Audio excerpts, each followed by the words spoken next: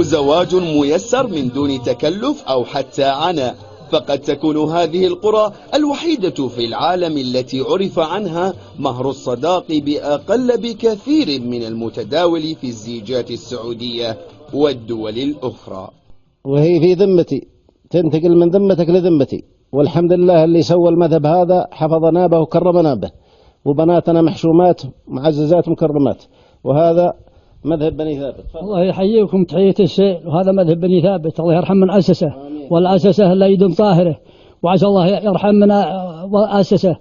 6 قرى تسكنها قبيلة بني ثابت في محافظة النماص جنوب السعودية، يزوجون ويتزاوجون فيما بينهم بمهر مقداره ريالين فقط، ليس بخلا ولا فقرا، إنما عادة جرت منذ أكثر من 300 سنة، بدأت بريال فرنسي ثم تبعه الريال العربي اللذين كانت تتعامل بهما المدن السعودية.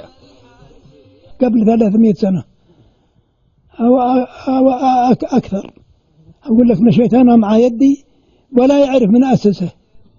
عدد أفراد القبيلة اليوم يتجاوز أكثر من 10,000 نسمة، ومع هذا العدد الكبير نسبة الطلاق والعنوسة لديهم تكاد لا تذكر.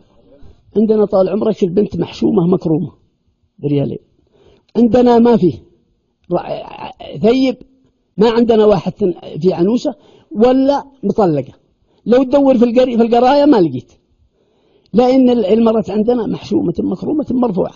الريالين هذا يمكن يتهاونونها القبائل لولا بعيد عنا، لكن الريالين في وزن 100,000 عند المعرس والعريس. بالنسبة لمنطقتنا هو معروف مهر بني ثابت، ففي المحكمة مثلا يتم التصديق مباشرة على العقد، لكن في بعض المحاكم الشرعية الأخرى خارج منطقتنا يتم التحقيق قليلا، يستغربون هذا المهر، يقول كيف تزوجون المرأة بريالين؟